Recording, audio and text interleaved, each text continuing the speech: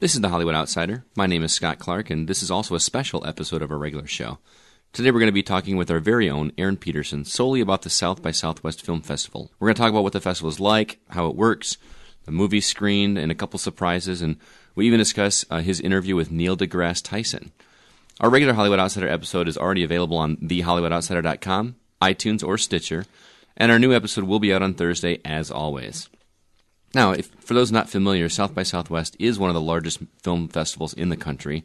It does cover film, music, as well as interactive media, or video games, as I like to prefer to call them. I think it's more than just video games, but that's cool.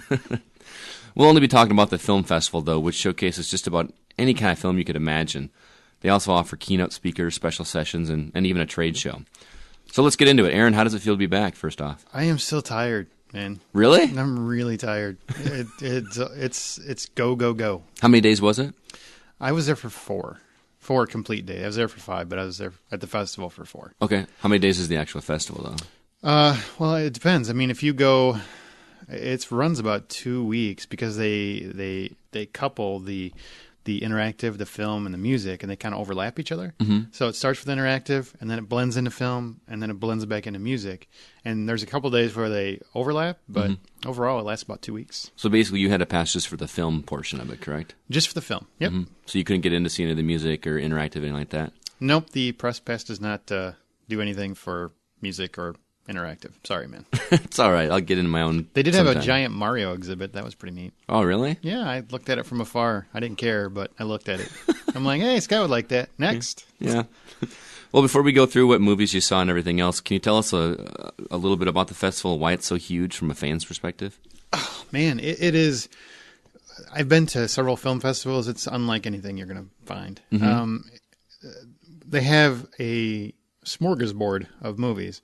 And they pretty much have anything for anyone's taste. It's not really exclusive to the avant-garde or the people that tend to think their film choices are better than everybody else. It's really wide open. So will you see like summer blockbuster type movies, or you'll see like comedies. Mm-hmm. It doesn't really have action spectacle pieces because generally those won't premiere at a festival like this. Mm-hmm. But there are tons of comedies. There are tons of dramas and everything else in between. The only thing you won't see is like your special effects laden premieres. Okay. But it's huge. I mean, it really is huge, and it encompasses several square miles of Austin for a couple weeks. I feel bad for people that live there. I really do. Oh, really? It is insane. Tons and tons of people.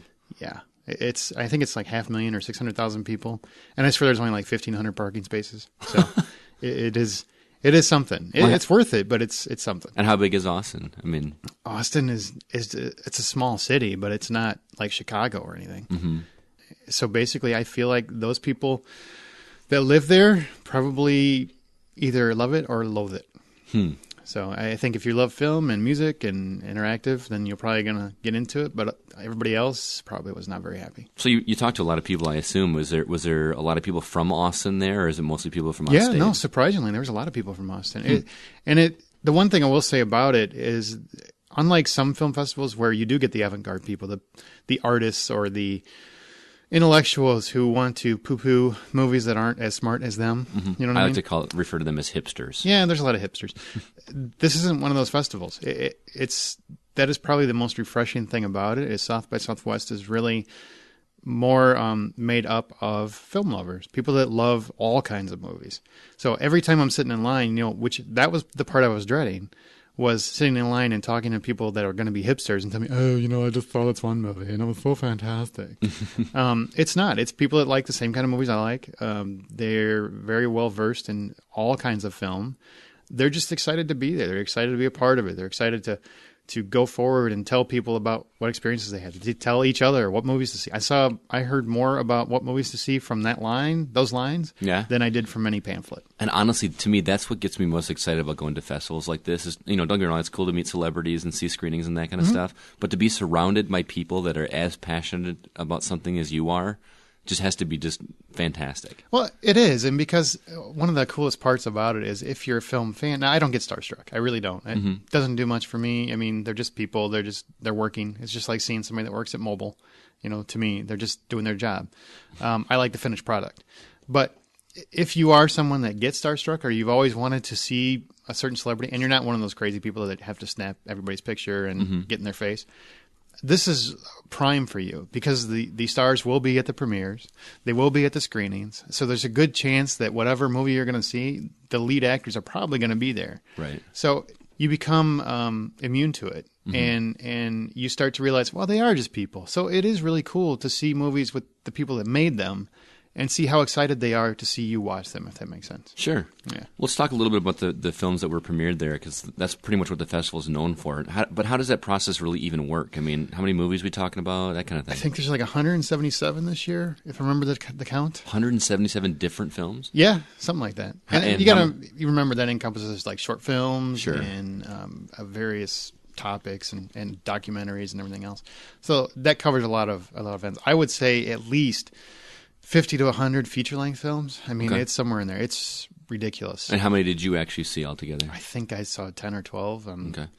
There's no way I could see anymore. I mean, I tried to jam in as many as I could, and there's just only so many you could see in 4 days. And the way that the system works is that they have varied screenings in varied theaters. There's probably there's 10 or 12 different theaters that are playing films at all times.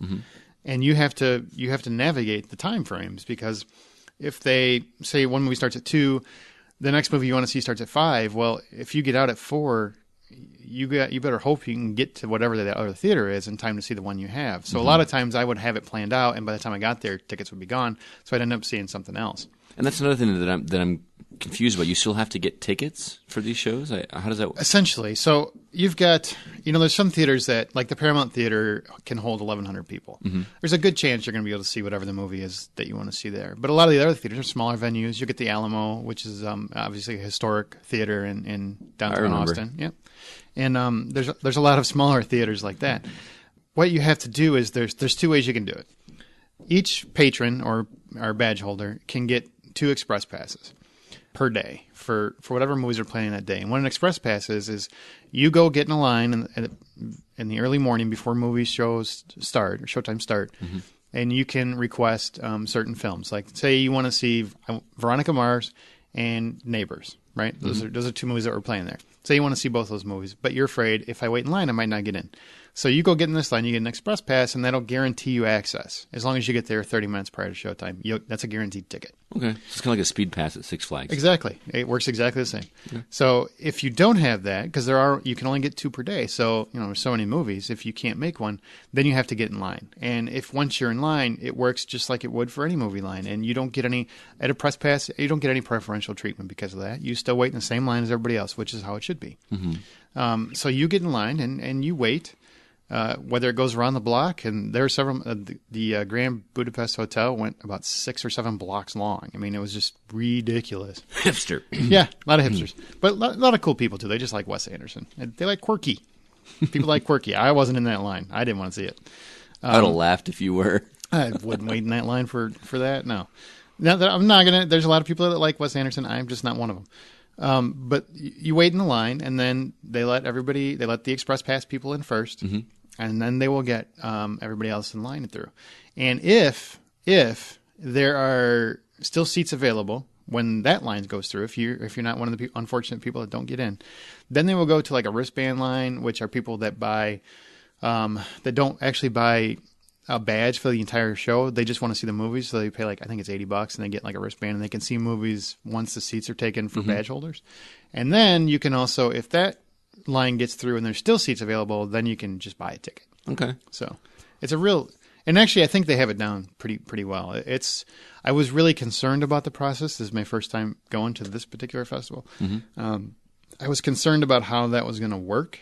And it worked really smooth. I was very surprised. Very cool. So 12 movies. That sounds like a 10 to 12, whatever. By the time the show's over, you'll know how many I saw because we're talking about all of them. Right. So. But still, regardless, that sounds like a lot of popcorn. That was a lot of popcorn. Yeah. I did buy popcorn. I did. As often as I could. There's one theater that didn't sell it. At all? It didn't sell it. The Tupfer Theater. And I'm telling you, Austin, get on that because I couldn't buy popcorn and I was ashamed. That doesn't make sense. Wouldn't that be an easy money maker? It's kind of it's an avant-garde theater. They had beverages, like and celery sticks. I bought cashews. I've never bought cashews in a movie before. I felt very articulate. To what it felt like. Yeah. That must have been a first, huh? They didn't have popcorn. I thought that should be illegal. Honestly, there should be a law that makes that not happen again. What popcorn is too like junk foodish, or I don't know. It's more like a wine bar and a martini bar and like that kind of thing. They have mixed drinks and cashews and nuts. I mean, I just felt like I was at a bar. I'm picturing you going up and saying, "Can I get a large popcorn with some extra butter?" I'm sorry, sir. Hey, screw you, dude. I got a small popcorn. All right, I'm not Chubbs McGee here. Just one guy. And several of the theaters didn't have butter. They don't have butter. Now, I don't know if it's just because they want to keep the line moving quicker. Maybe that's why. But do you have any butter? No. Wait, what? What does that mean? We have butter salt. Yeah, that's not the same thing. We like our people skinny in Austin. Yeah, they're skinnier. Yeah. You go to Chicago and everybody's like 300 pounds. That's why there's no butter on the popcorn. That's probably a good call. Well, let's get into what everybody's probably most interested in. That's the actual film. So the first one you talked about was a movie called Things People Do. Now, this is a movie that stars Wes Bentley. He's playing a guy named Bill Scanlon, married father of two, who somehow gets involved in petty crime to make ends meet. He befriends a police detective played by Jason Isaacs, who he has to stay one step ahead of. Now, this was the first film you screened there, right? Yeah, that was it. It was first. What'd you think? It wasn't a good start to the show. Yeah, I was a little bummed, actually. It's one of those movies where, and Scott already told you the plot, we're not going to go through and do a full review of every movie. Keep an eye on the website. As the week or the next 2 weeks, you'll start seeing all my reviews pop up for more details. But it's very much a movie that has great acting. It has a great score. It has decent direction. But the story just is limp. There's just nothing there. It just never feels like it goes forward. And it takes so long to get to the end of it.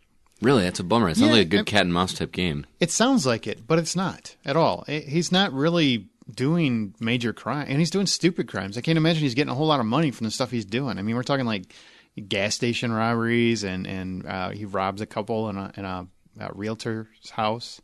Those gas stations never have more than $200 in the store, right? I don't know. Apparently, he's making the mortgage with it. It's just one of those movies where I liked every aspect except the story, and the story just dragged out. So it ended up not being nearly as good of a movie as it could have been. And like we do if $10 is the full price of admission, that one's like a $4.50. Oh wow! Yeah, it was very disappointing, and it's really hard because I liked everybody in it. I like the look of it. I love the score. It's just one of those things where nothing worked. So is it straight up drama? I mean, it's drama, yeah. But it was nice to see Wes Bentley. If you don't remember him, he's in American Beauty. He's a weird kid in American Beauty. It was nice to see him. Yeah, it's nice to see him grown up and playing a normal character for once. It just didn't work. Didn't work. That's too bad. Well, you were able to check out the new Jason Bateman movie, Bad Words. Oh, God, yes. Which is out on March 28th nationwide, and Bateman also directed this one, and he stars as a foul-mouthed derelict determined to win an 8th grade spelling bee.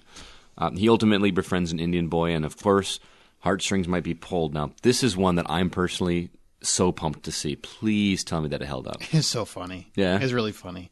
And I really thought going in, the joke was going to wear thin. I thought it was going to be like Bad Santa, where, even though I like Bad Santa, by the time you get to the end of it, it's almost like, what was the point of this? He just is a really unlikable guy. But in this movie, he's unlikable, but by the end of the movie, you kind of understand where he's coming from. Okay. And, there is like a mystery as to why he's doing this. It isn't so much that he just wants to destroy 8th graders, which I think is what the previews kind of lead you to think. Yeah. It's Jason Bateman being as foul as I've ever seen Jason Bateman. I didn't even know he was capable of being as foul. Yeah, he's kind of a straight-laced guy. I mean, he insults everybody that he can, and he's so good at it. I'm like, this is what you should have been playing your whole career, man. Screw the Hogan family and Teen Wolf 2. This is what you should have been doing. And he's great. It's a fun movie. It's not it's very dark. So if you don't like dark humor, if you don't like humor that's very sarcastic and kind of mean spirited, you probably won't like it. The previews are actually being soft. Really? Yeah. Even the Red Band trailer? It's pretty foul. Yeah. There's some foul stuff in the movie. Oh, I can't wait. I loved it. It's fun. Yeah. It's fun. Yeah. Now, you mentioned that obviously the kid's in it and there's a possibility for heartstrings being pulled. Does it do that a little too much, or is it? No, I think it has the right blend. Does it? It has the right blend. It's one of those movies where I was worried it's going to turn into some sap fest by the end. It really didn't. In fact, him and the kid go at it a little bit. By go at it, I mean verbally sparring. Well, you said this was pretty foul movie, so not like that. And it's a nice mix. By the end, you kind of get where he's coming from, so it's a little easier to sympathize with him.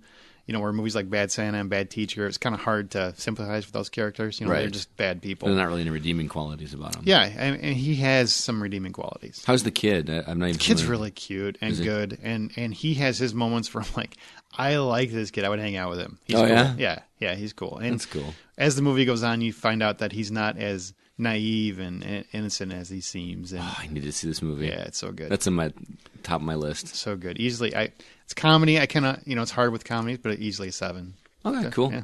Well, speaking of bad words, Bateman had a little Q&A with the audience after, and we do have a brief sample for you, so go ahead here, take a listen. Oh, nice. We've seen you in front of in front of the lens a long time. So what made you decide to direct? I've been admiring how much good hard work it takes by everybody but the actors, really, to make movies. Truthfully, we work like 15 minutes an hour, and while we're in our dressing room, everyone's making the movie, and then you come out and you talk for 15 minutes, and then you go away again, and they make some more of the movie. I mean, not to belittle acting, but there's a lot that goes on that is not acting, and I wanted the privilege of overseeing, that process and trying to shape experience for an audience. It's complicated and really challenging. So that's what I was looking for, and just felt so lucky to be able to do it. And then with this cast and this script and audience, you have some questions? Yes.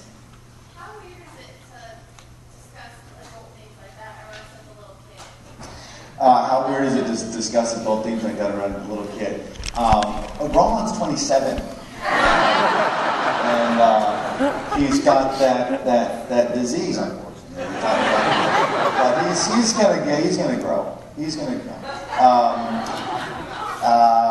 Roland he's a special guy, and he's got a special couple of parents, and they read the script before they met me, before they auditioned, before they decided that this was something that would make sense for them, and hopefully they saw, or clearly they saw, what Andrew was doing in the script, which was, yes, taking big comedic hard swings, but that there was something, a little bit of a deeper agenda underneath it all, and I made sure to let Rohan's parents know that was my intention, that there was a spirit and a tone to this that I wanted to try to execute, and that it wasn't going to be arbitrary or gratuitous. At least I tried not to. I mean, there's some scenes in this movie that are tough to watch, even for me. I mean, it's tough to get through the menstruation scene. Still, my character's not as bright as us. Okay, that's definitely cool that filmmakers do that with the audience.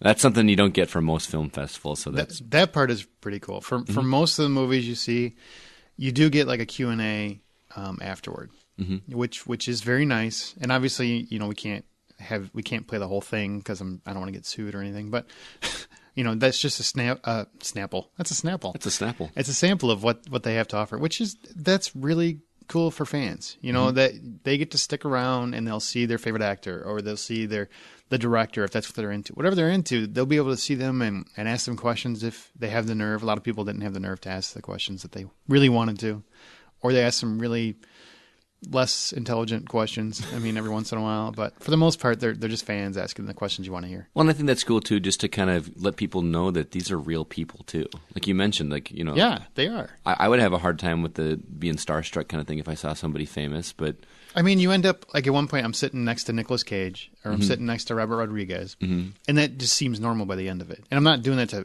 he's dropping names, Lottie frickin' da. Anybody could do that. It's not like I was any more special than anyone else. Anybody that showed up at that movie could have ended up in the same seats. Right. And he also managed to hear a keynote from director Mark Webb, and it also attended a conversation with Jon Favreau. What was that about, or like? And there's a lot of them. They had keynotes from Jason Blum was there, who's the producer of like the found footage movies, Paranormal Activity and whatnot. Nicolas Cage did a conversation. Jon Favreau, like you said, Mark Webb. Those are directors.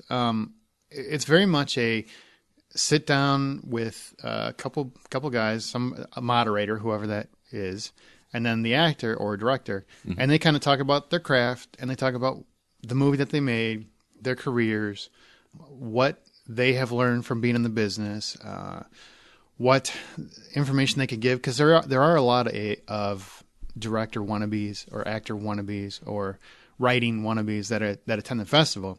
So it's kind of giving them information and feedback on what made them successful or what made their film successful and what they can take from that to help themselves out. Little insights and tidbits. It's almost like a commentary. If you ever listen to a commentary on DVD or Blu-ray, very similar to that. You get a little back and forth between the moderator and whoever the actor or director is, and then you'll get more insight into the movie. So do these people seem like they're working, or do they seem like they actually enjoy being there? No, they seem like they enjoy being there. Mark Really? Webb seemed a little bit, I think he was a little taken aback to a degree. Mm-hmm. You could tell, I don't think he's done many of these, but he very relaxed, and he was talking very much about his craft. Jon Favreau sounded, because he's from Chicago, he sounds like a Chicago guy. He really does. He's just laid back and easygoing, and just like, what's up, guys? Wait, people from Chicago are laid back and easygoing? Have we been to the same Chicago? Yeah, well, it's probably a different Chicago I've been to, but yeah.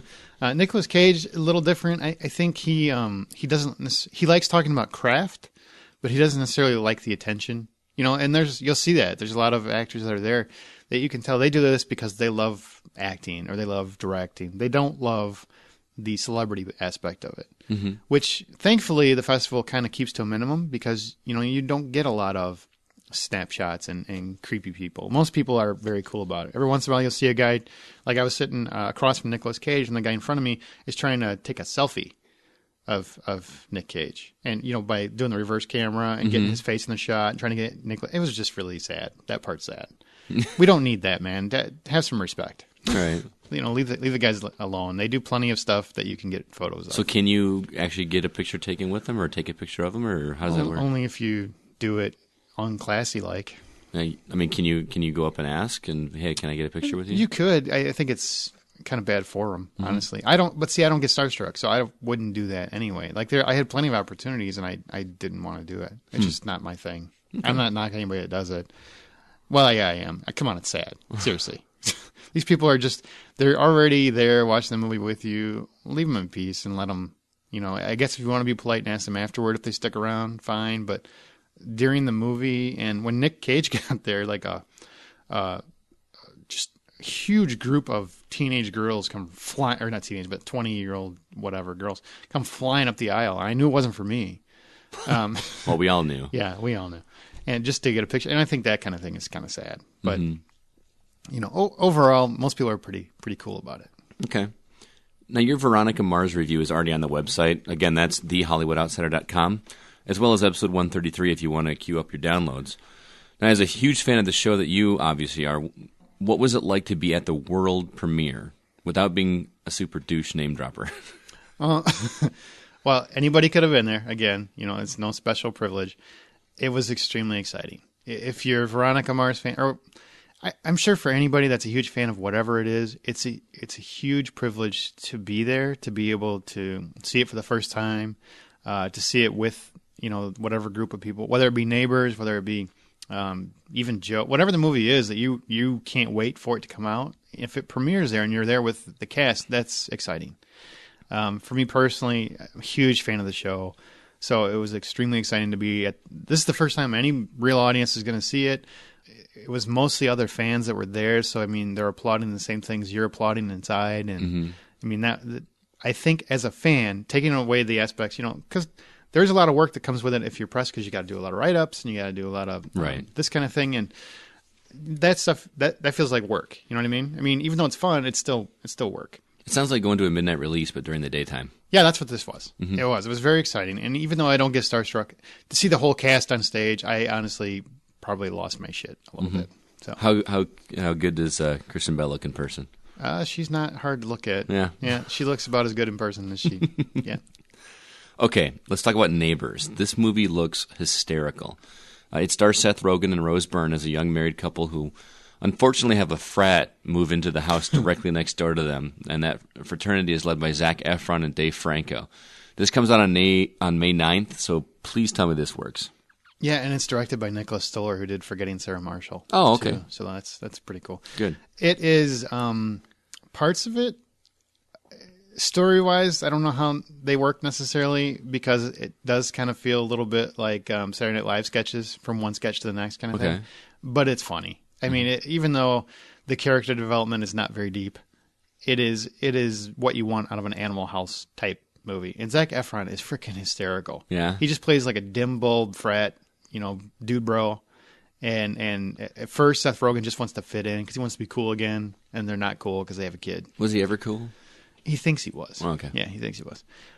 Rose Byrne, who's been in a lot of movies, and people know her, but probably don't know her name. Mm-hmm. She's really funny. And just the entire cast. And Dave Franco, who I normally, the Francos, they will take anything. I think that's part of their mandate as He's actors. the guy from Now You See Me, right? Yep, he's Now You See Me, and he was also in 21 Jump Street, the reboot. He's very fun. They have a lot of really clever, funny scenes, and if you are a fan of like college comedies or frat movies and stuff, it's funny. I'm on board. It's definitely very foul, and it's funny. It's not as foul as Bad Words, believe it or not. Bad Words is much fouler, but it's very, very funny. I would. That's probably a 6.5. It sounds just like because the story. I mean, come on, it's very funny, but the story doesn't necessarily work. Some of the stuff I'm like, what? No, what about Seth Rogen? Because I think some people are getting kind of tired of his humor, but I get the impression from the trailer that it's not typical Seth Rogen. Like he's playing the more good guy kind of thing. He's kind of the straight guy, right? Yeah, for the most part. He can be grating in some movies. I mean, some of his movies. Like I'm not a fan of This Is the End. I know a lot of people are. I'm not one of them. It was just too much. Yeah, it went too much. It went too far. But this one seems more like the Pineapple Express and those kind of movies where the humor works. And he can be great. He's not great in this. I think he does a really good job. So, but Zac Efron really impressed me. That guy continues to be an actor. I'm like, wow, I'll follow this guy. Even that awkward moment where I didn't think the movie was great, he was very good in it. And here to see him play this character, which I haven't seen him play something like this, where he's just an out and out douchebag. But he's a douchebag you want to hang out with. You know what I mean? I didn't know those existed. But Oh yeah, he's definitely a douchebag you want to hang out with. And some of the stuff he does because basically what happens is, they try to be cool with him even though the frat is disrupting their neighborhood, and then they end up calling the cops on him. Which Zac Efron's character specifically said, "Don't call the cops. You come see me if you got a problem." And they didn't do that. They kind of try to go around, which you see it in the trailer. You've seen the trailer.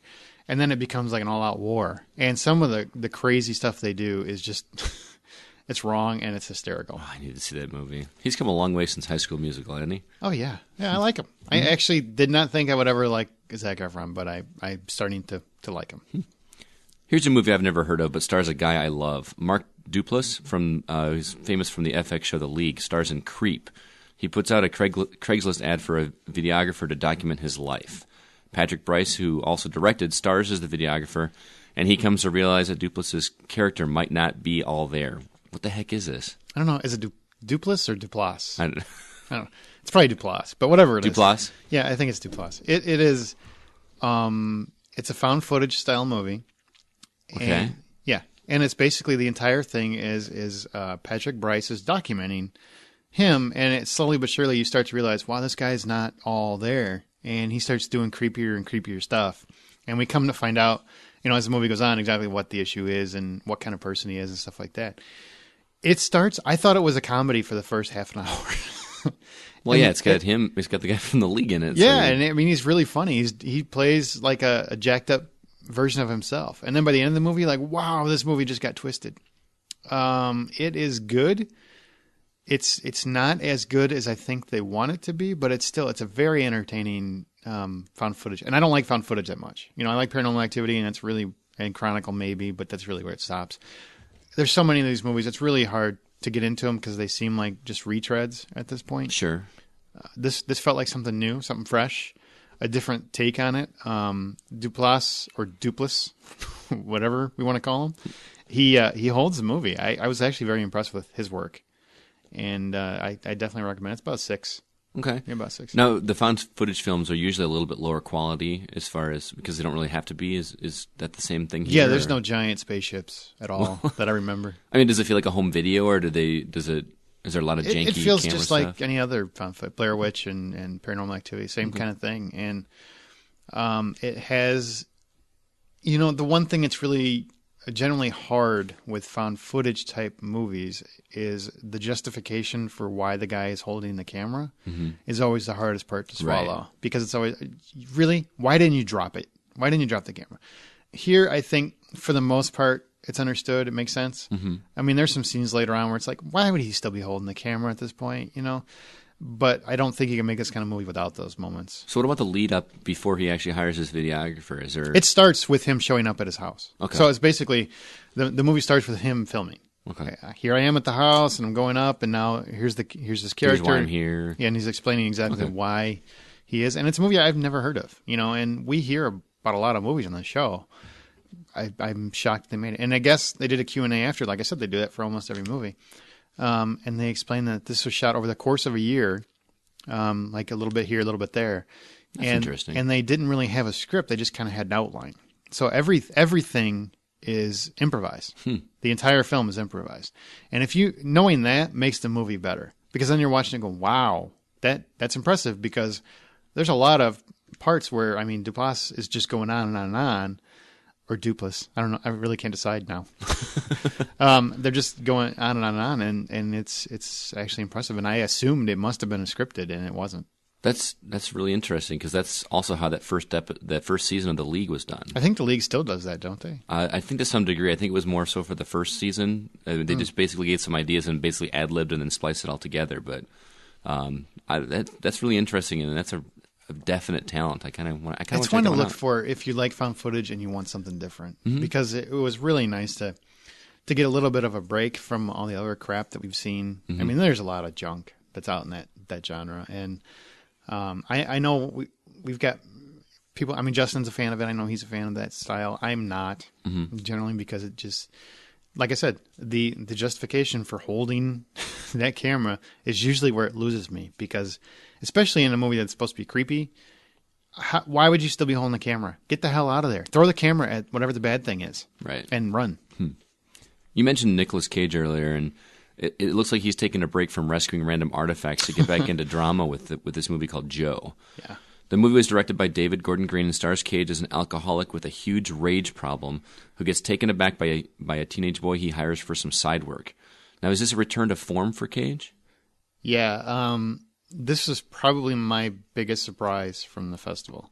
It's a movie I really didn't have much invested in. We talked about the trailer a month ago or something.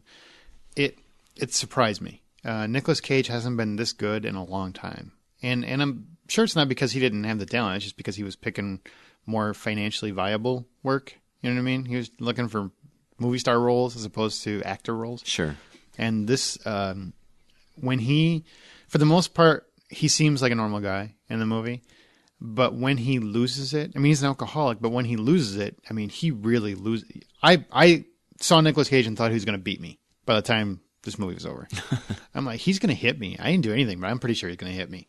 Because he does such a good job, and it's so good to see him playing a character that is up to par with him as an actor. Because he is a very good actor. He's just been doing a lot of crap work for a while. He has, yeah. Yeah, which is sad, because you don't want to see good actors doing that. But he had to pay his taxes, whatever. I hope this does well, because I'm not a huge fan of a lot of his movies, but I like his work. I really like what he does on screen with a lot of stuff, and I think he gets a lot of flack, or a lot more than he deserves.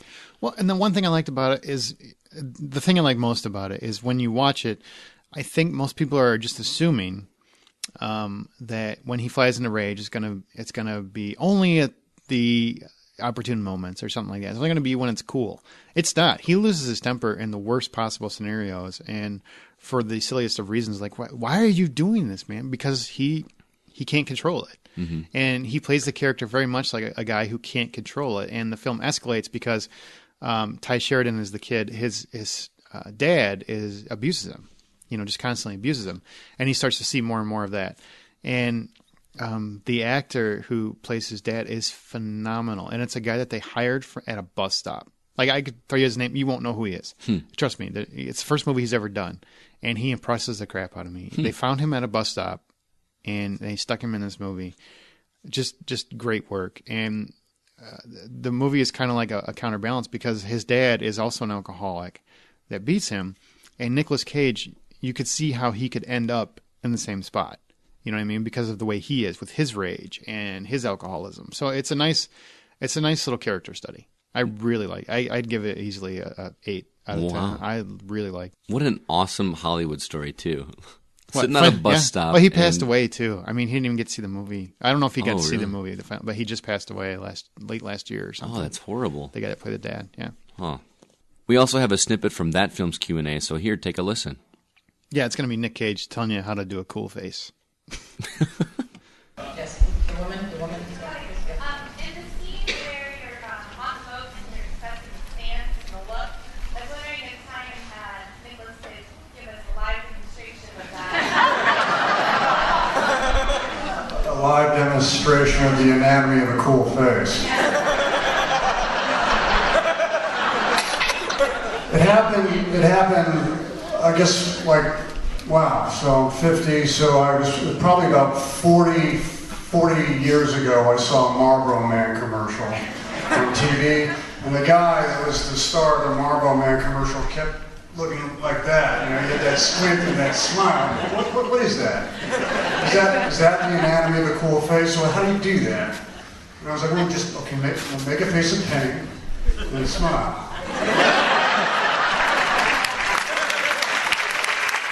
Next up, we've got Faults. This stars Mary Elizabeth Winstead as a cult member whose family desperately wants to save. So they bring in cult expert Ansel, played by Leland Orser, to deprogram her. This sounds kind of odd. What was it? It's different. It's different. It's not. The advantage to going to this festival is that most of the movies were personally selected by their committee. So I didn't find many bad ones. I found some that were just but not many really bad ones. This is an interesting concept that I knew nothing about, and I ended up in the line because somebody recommended it. And like I said from earlier, sometimes people just recommend movies. It was very well acted. It becomes very much like almost a play because it's really just Leland Orser and Mary Elizabeth Winstead in the same room, going back and forth between, he's trying to deprogram her. He's trying to pull her out of the cult for her family. She's trying to either understand him or toy with him. You don't really know until like the last half hour. And it works very well. I think the end is a little rushed. It's one of those movies where it thinks it's smarter than it is and how it plays out, but it still works. And I was, director Riley Stearns did a very nice job of keeping the pacing interesting. But at the very beginning, if you don't know anything about it, the very beginning, it feels like almost a Tarantino comedy. Like it was a Tarantino version of a comedy, a very dark comedy. I had no idea where it was going. Had no idea. And it ended up going in some very interesting dark places. So I liked it. I give it about 6 out of 10. It's not as good as I would have liked it to be, but it was still pretty good. That just sounds like a really fun happening at these kind of festivals, just going into a movie not knowing what to even expect at all. That's the best part of it. Just and the last movie we're going to talk about was so refreshing to walk into, but it's the same kind of thing. I walked into this, Faults. I had no idea what it was. I recommend people look for it. It's actually probably about 650. It's about 650. It's good. The ending isn't as powerful as I would have liked it to be, but it was still pretty good. And the acting was just great. Now, you also had a sit-down interview with Cosmos host and astrophysicist Neil deGrasse Tyson.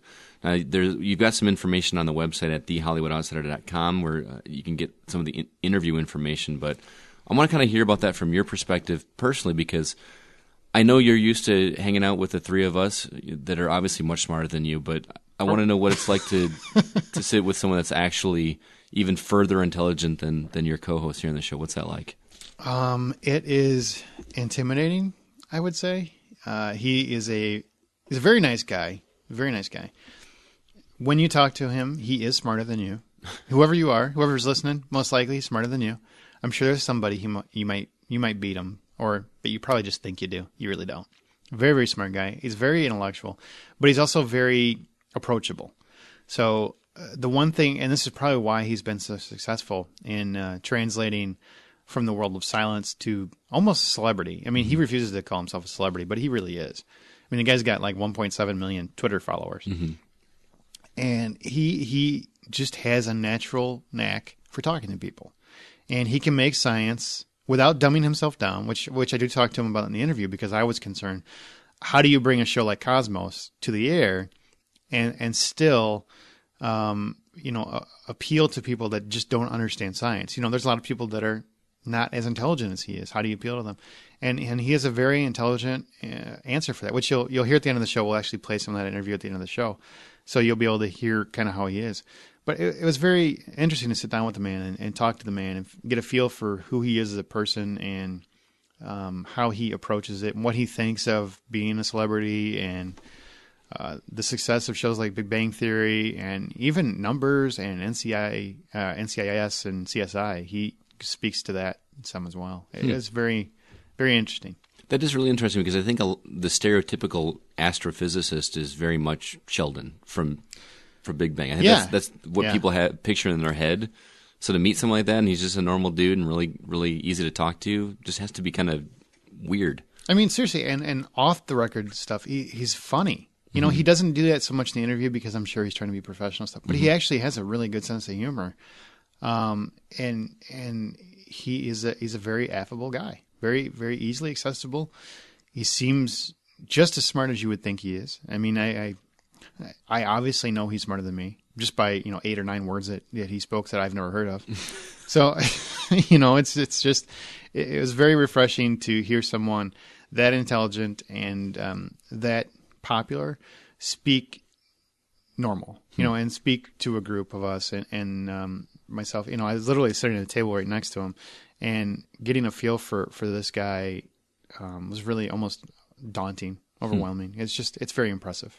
I want to ask you too about this whole interview process because I've obviously never interviewed anybody even remotely famous. I mean, do they put you back in like a separate room? Is there someone there like keeping an eye on you? I mean, how does that work? No, you're kind of sectioned off. I mean, obviously, there are certain media members that are in, and he's also doing television and you'll hear when you hear the audio, they're also doing television press interviews at the same time, so it's a little noisy in the background. But so basically, you're all in a room and you just sit down at a table in a sectioned off room and kind of discuss with them. Now, obviously, they don't have it out in the open because you'd have fans and stuff coming up to him and wanting his autograph and that sort of thing.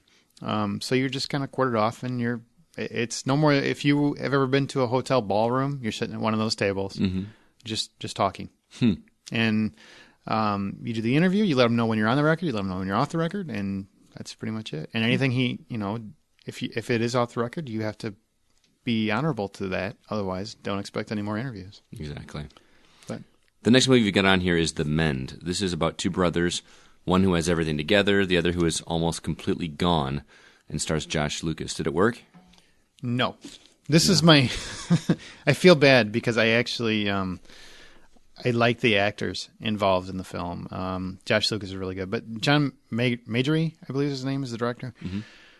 It's one of these movies where I get a feeling when it officially comes out, again, it's called The Mend, you are going to get people telling you how fantastic it is.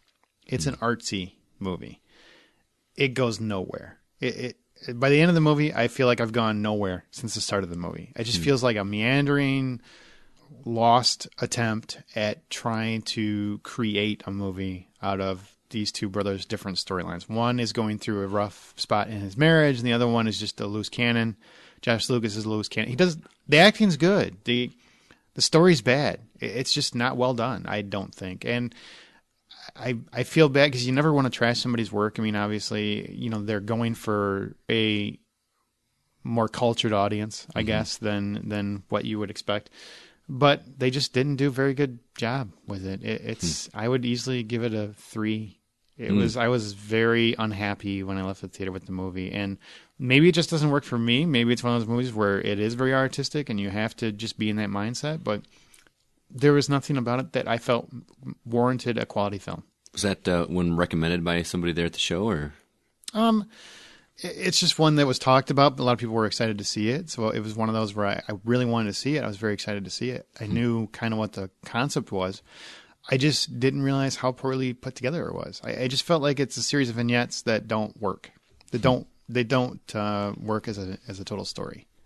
And by the time it's all over, I feel like I went nowhere. I feel like I just spent 2 hours with these people for no reason. That's a bummer. It is, yeah. So 4 days, 10 to 12 movies, lots of interviews. Yeah. Did you get any sleep? Nope, not No? much. No, not much at all. And it was exhausting. Like I said, I'm still tired. I've been back for several days now, and I'm still tired. There's a lot of work at night, even after you leave the festival. Lots of Well, you writing gotta and take that notes, and you gotta write everything down, and you gotta make sure you're gonna remember what you're gonna talk about. So when you eventually do the review, because some reviews, you don't want to do it until closer to the release date, especially for the bigger movies, and so you get all that stuff written down so you don't forget. That's all. Robert Duvall is a pretty well known class act, and I still even call him Fish to this day, even if he doesn't know it. In his new movie, A Night in Old Mexico, he stars as an elderly man who's just lost his land and is threatened with retiring into the abyss in an old trailer park. Instead, he grabs his estranged grandson and embarks on one last crazy night in Mexico. Now, I've never heard of this film at all, but it opens May 9th. Is it worth a look? Hell yeah. Robert Duvall is great. And anytime you give him a leading role, he just eats it up. Eats it up. And A Night in Old Mexico, I thought was going to be, all right, this would be one of those DVD movies, where it's good acting, but it's not really fun. It was really fun. It's a very fun movie.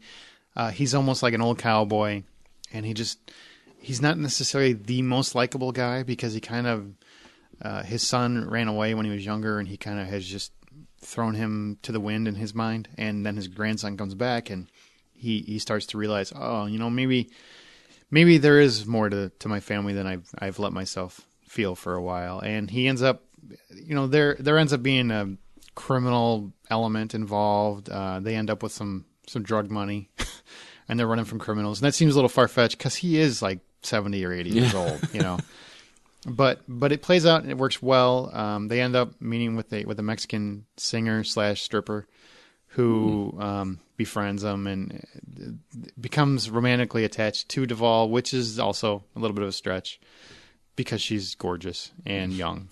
But hey, it's Mexico. Anything can happen in Mexico, I guess. He's Robert Duvall. He is, and his performance, it's one of those movies where the movie was good. It's not great. It's good. I mean, it's easily a 7. Right? It's probably about a 6. A 6, kind of like 6 out of 10 movie. Mm-hmm. But his performance bumps up to a 7. He's that good, and he's that good in anything. Really, I wouldn't be surprised if at the end of the year it got him an Oscar nomination. Just really? Because, he's that good. It's Robert Duvall, man. And in person, the guy's like the coolest grandpa you're ever going to meet. He's just so cool. Such a nice guy. Even better than Johnny Knoxville? Yes. He's not a bad grandpa. He's a nice grandpa. It's a fun movie. I recommend it. Well, Cesar Chavez, did I pronounce that correctly? Chavez? Mm-hmm. Cesar Chavez hits theaters March 28th and tells the story of the famed Hispanic civil rights and labor organizer. Michael Pena stars as the titular character, and the film also boasts actors like Rosario Dawson, John Malkovich, and America Ferrera. Does director Diego Luna's vision do the man justice, or? This is a hard one to talk about because I know it's a sensitive subject for a lot of Hispanics. A lot of Hispanics love Cesar Chavez. I didn't think the movie was as powerful as it should have been. It's still good. I give it 650 is where I give it. The acting's very good. Michael Pena is very good as the lead in the movie, and it follows kind of his life and plight in terms of trying to get equal rights or equal pay for Mexican workers. It just like wine workers, they're picking the grapes and et cetera, et cetera. Mm-hmm. It's not powerful, and I know that they're trying to be, like, the music swells and you can tell the scenarios are meant to evoke your emotions, and there's just so many times where it just feels rushed and it doesn't feel like they give enough. They don't give enough introspection in terms of who the man is and why he is this way, why he's fighting so hard. It almost starts with him fighting. And it doesn't really give you a good understanding where he came from and why he feels the way he feels. And that's one thing I think in a biography like this you have to make it powerful. You know what I mean?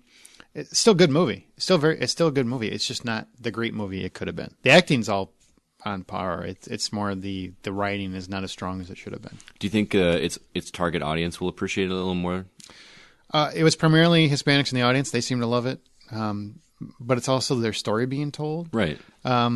So I'm sure some of that has to do with that. It has to do with that's our story. Hollywood is finally telling our story on screen, and I absolutely admire that Luna was able to do that.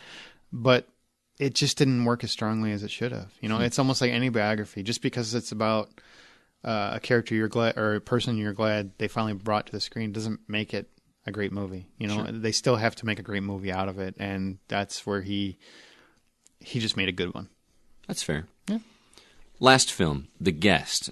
I know you said before you even went that this movie was one you originally had zero interest in and honestly had not even heard of. It's about David, a war veteran who shows up at the Peterson family's door. Really? It's my house. They showed up at my house. Claiming to be a friend of their son who died in action. They welcome him into their home, and then people slowly start realizing that David might not be exactly who he says he is. Oh, and random people also start meeting untimely demises. What the hell is this movie? It's awesome. That's what it is. Yeah? Yeah, it's awesome. I was going to see a movie called Open Windows, and this is one of those things where the line was too long, I couldn't get in, right? So I'm just sitting there trying to squeeze one more movie in before I leave the show. So I asked some people, I'm like, what should I see? Well, I've heard a lot of good things about The Guest. I'm like, what the hell is The Guest? Oh, it's from the guys that made You're Next. Okay. Yeah, I reviewed You're Next a long time ago. You're Next is one of those movies where I like the movie, didn't love it, but I love the performance of Sharni Vincent, who is the star of it. Mm-hmm. And so I'm like, well, if it's from the same guys, I'm sure it'll probably be the same thing. Maybe I'll get a good performance out of it. It'll just be like a fun, dumb movie before I leave. It's so fun. It's so ridiculously fun. It is director Adam Wingard and writer Simon Barrett, who are the same guys behind You're Next. And Dan Stevens plays David, and he was Matthew on Downton Abbey. So if you watch that show, you'd know who he is. It's hard to explain because there is kind of like a mystery at play, as to who David is. So I don't want to give that away. But there's a lot of action scenes, badass action scenes.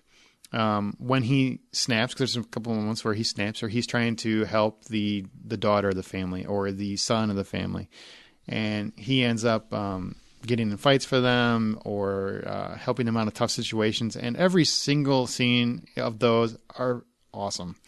They're bone-crunching sound effects. The score is huge. It's loud. It's in your face. And the entire movie feels like it was made in 1980 by James Cameron or someone from that era. And I don't mean like it pays homage to the 80s. I mean it feels like it was made in 1980. Just a really clean version of a 1985 movie.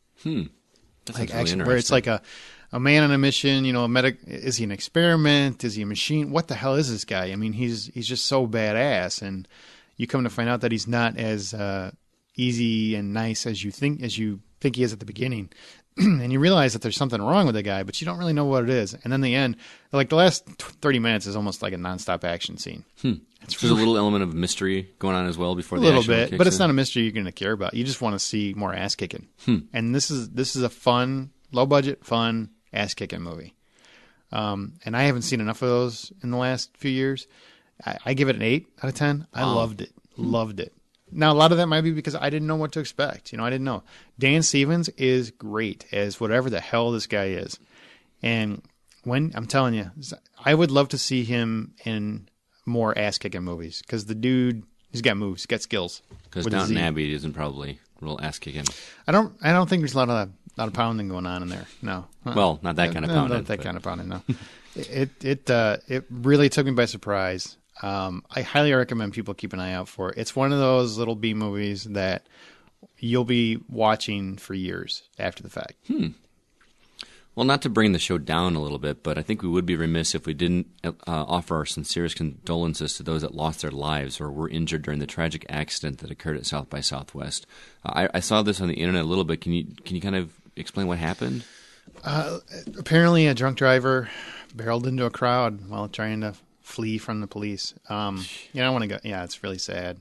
And you can see once you've been there or been at any festival how that can happen. I mean, there's so much traffic and crowds and stuff, but it's a horrible, horrible tragedy. So, our condolences to those guys. Definitely. Now, before we go, tell us first off the most difficult things about the festival. Trying to see the movies you want. The express pass is great, but you got to wait in the line for that too. And there's a good chance they might be gone because they only have so many by the time you get to the head of the line. The lines themselves aren't so bad. There really weren't any, except for the one movie was the one that I couldn't get into. That's the only time I couldn't get into a movie, and I waited in line just like everybody else. That's really about the most difficult thing. Outside of that, it was pretty. The parking. If you end up going to the festival next year, the year before, try to get a hotel where they offer a shuttle back and forth to the festival because the parking is insane. And like I said, I swear there's only 1,500 parking spaces.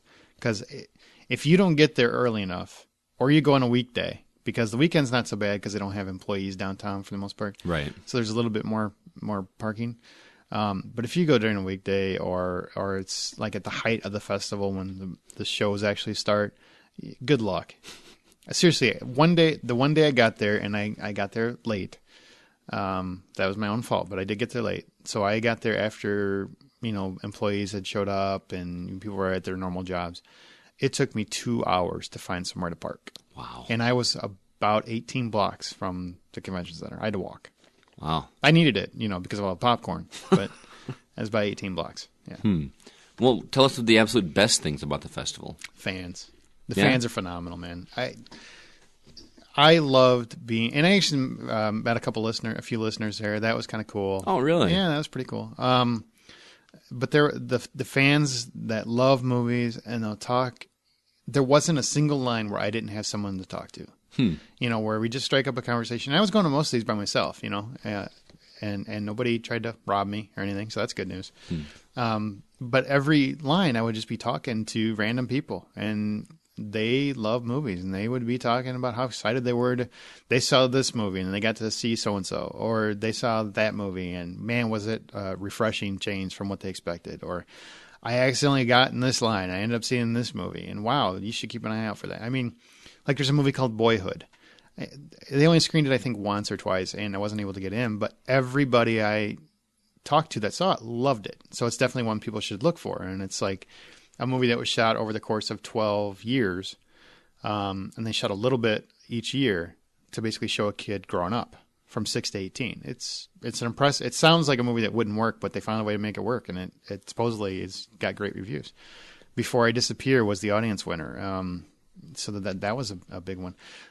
You hear about so many movies because there's no way you can see them all. I don't care how much time you think you have. If you're there for the whole week, you can't see them all.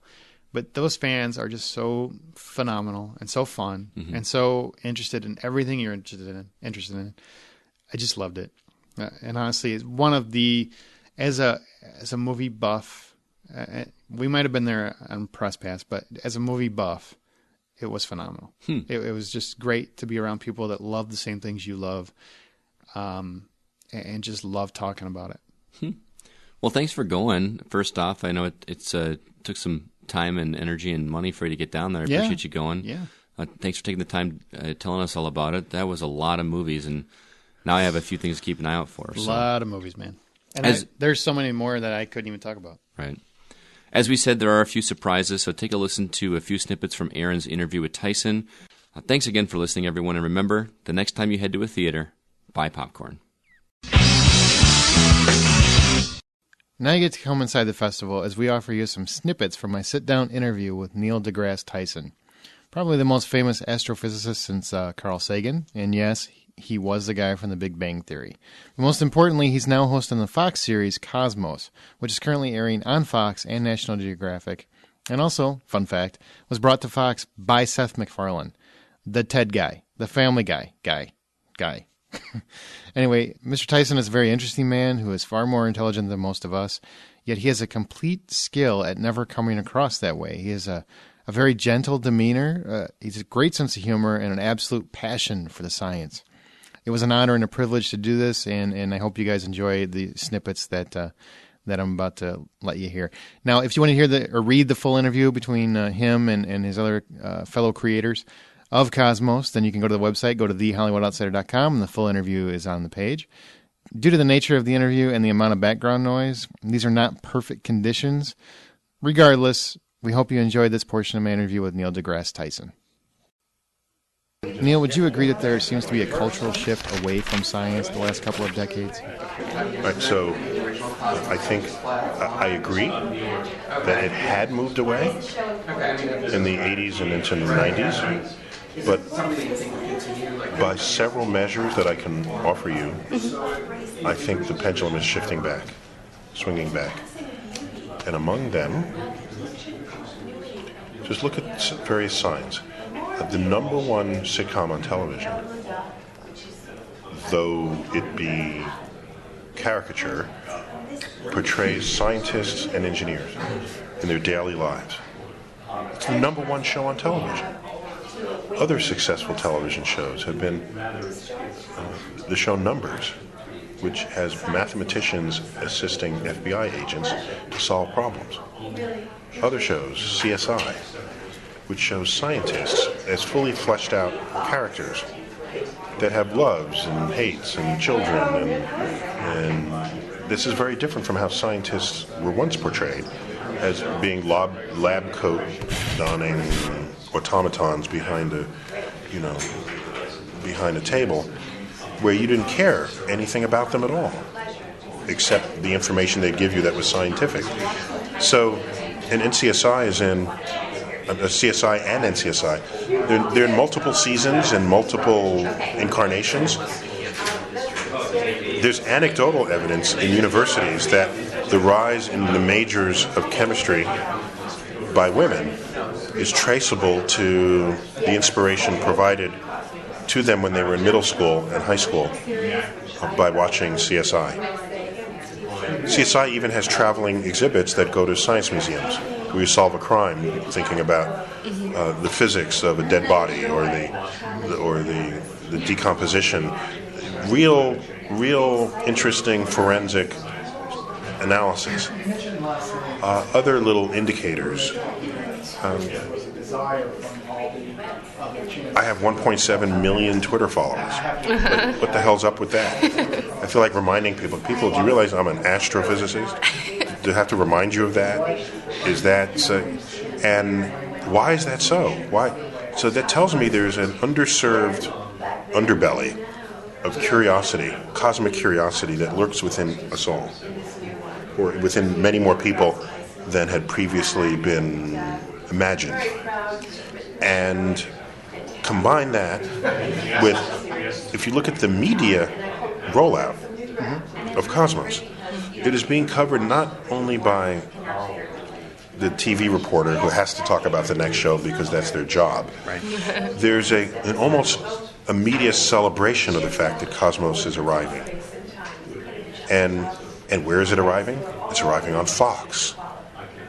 Now, how's that for an unholy alliance, right? And we were as skeptical going to Fox as Fox was receiving us in that meeting. Yeah. It's like they looked at each other and tipped their heads the way a dog hears a high-pitched whistle. And we came to Fox via Seth MacFarlane, who is himself deeply interested in science. Which surprised me. Well, it surprised me because you only hear fart jokes, from him. Yeah. But if you look carefully, Stewie's Time Machine is rife with scientific elements. And in one episode, he went back to the Big Bang. And there was a glitch in the startup function of his time machine that actually is being credited for starting the universe in that episode. By the way. So Fox actually has one of the largest distribution chains of any network because they're part owners of National Geographic Television. And National Geographic has a worldwide marketplace for content. But most of it stays on National Geographic, but now that this is a National Geographic-worthy product of Fox, Fox will then farm it out to National Geographic. So combine all of this. I would claim we are entering an era where science is becoming mainstream. Have you seen how many followers or members the IFLS Facebook page has? Do you know about IFLS? No. Yeah, it stands for I fucking love science. All right? And it's It's a internet sort of aggregator of cool science videos and cool things people are doing with science show up on that Facebook page, and that has something like 8 or 9 million, probably 10 by now, 10 million likes. So I don't agree with you that today science is receding. I think science is recovering, and recovering in a way that may never look back. Yeah. And that tells me that Cosmos has landed on fertile territory, on fertile ground. When you're trying to make the show and you want it to appeal to a broader audience, how do you tweak your presentation to I don't have to. those? Okay. I don't have to. How do you approach it then? Because the universe is fundamentally interesting, and fundamentally entertaining, and fundamentally a source of wisdom and insight and perspective. So you will see from the episodes that we don't. Nothing's dumbed down, because people know if you're dumbing something down. And once they figure it out, they know that you think you're above them, that you have to dumb it down. The universe, when told properly, needs no dumbing down at all. And what helps us is the vocabulary, the visual vocabulary available to us, the visual effects. There's animations when we retell the historical stories. There's the recreated cosmic phenomena. There's just me speaking to camera. All of these provide the diversity of our visual vocabulary. There's me on the ship of the imagination, me on the cosmic calendar.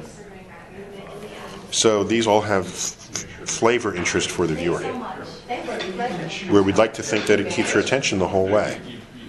And again, I don't think of it as trying to compromise. We have access to stunning visual effects, so let's use it. Early versions of the script have me explaining everything. Like, well, this is the sun, and it's really hot, and we're descending into it. Now, we don't need to explain it, because the visual effects get you there emotionally.